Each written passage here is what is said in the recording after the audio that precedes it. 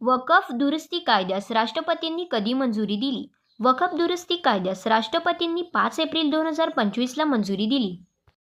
भारतीय राज्यघटना कोणी हस्तलिखित केली आहे?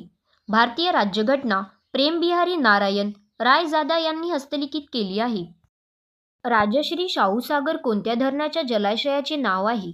राजश्री शाहूसागर दूधगंगा या धरणाच्या जलाशयाचे नाव आहे. नील ज्योतिक्रांती कशाशी संबंधित आहे?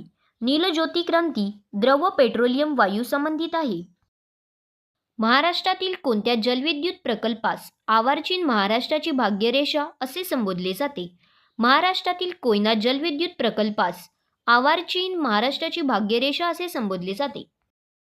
कोणत्या तारखांना दिवस व रात्र समसमान 12-12 तासाचे असतात? 22 मार्च व 23 सप्टेंबर या तारखांना दिवस व रात्र समसमान 12-12 तासाचे असतात.